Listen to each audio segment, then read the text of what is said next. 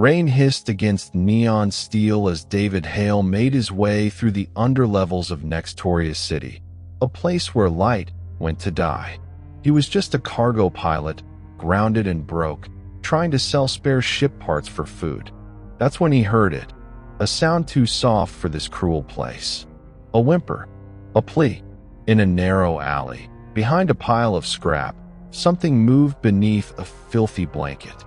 He pulled it back and froze. It wasn't human. A young alien woman lay there, her silver blue skin cracked, breathing ragged.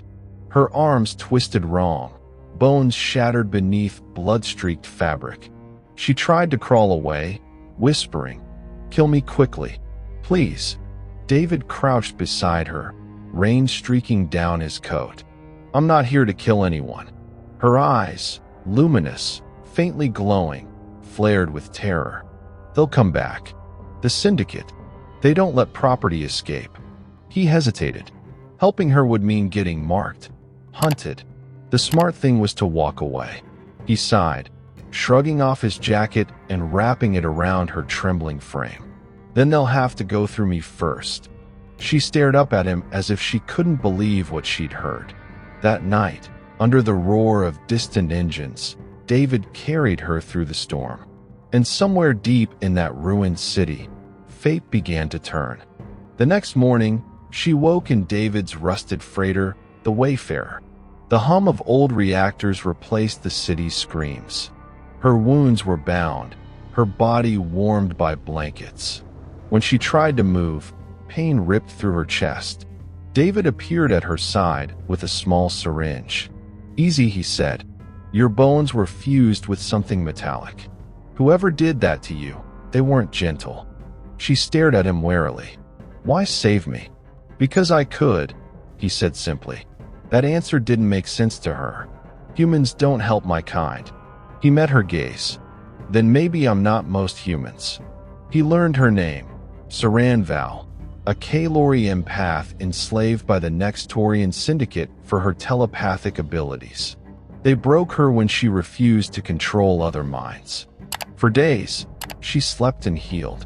At night, she woke screaming. David never left the doorway, just enough presence to remind her she wasn't alone. Once, she whispered through tears, "You should have left me. They'll kill you for this." He looked at her, tired and resolute. "Then they'll have to earn it." It wasn't courage, it was conscience.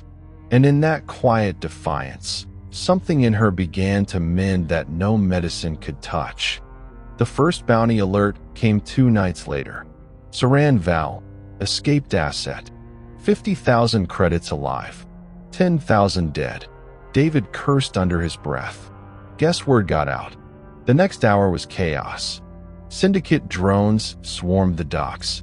He shoved Saran into the co-pilot's chair. "Strap in." Her eyes widened. "You can't fly through the blockade." He grinned grimly. "Watch me." The Wayfarer roared to life, its engines shrieking as it tore through the lower atmosphere. Drones locked on. Lasers cut through the night. Saran screamed as the hull shook apart. But David flew like a man who'd lived in near death too long to care. When a missile locked, she reached out instinctively, her empathic senses flaring. Energy crackled around her fingertips. The missile veered off course, exploding harmlessly in the distance. David gaped. "Did you just?" She winced, gripping her temples. "I can bend signals if I focus." He laughed breathlessly. "Remind me never to piss you off." They cleared the blockade, barely. The ship's alarms died, leaving only silence and 2 heartbeats pounding in sync. For the first time since her escape, Saran looked at him without fear. "You risked everything," she said quietly. He shrugged. "You're not cargo. You're someone." In deep space, far from Nextoria's scanners, peace came slowly. Saran's body healed. Her voice returned, soft but steady. She helped recalibrate the ship's systems, often sitting across from David, studying his face in the dim light. One evening, he caught her humming, a haunting, alien melody. "What's that?" he asked. A song from my mother's world, she said, before it burned. He hesitated. You lost everything too, huh? She nodded. We all did. You just hide it better. He smiled faintly. You're not wrong. Later, as they shared a quiet meal, she said, in my mind, I can feel echoes of you. Guilt, anger, but beneath it, kindness. He looked away. Used to be a soldier. Did bad things for worse people. Guess this is my way of making it right. She reached across the table, placing her hand over his. Then maybe saving me saved you too.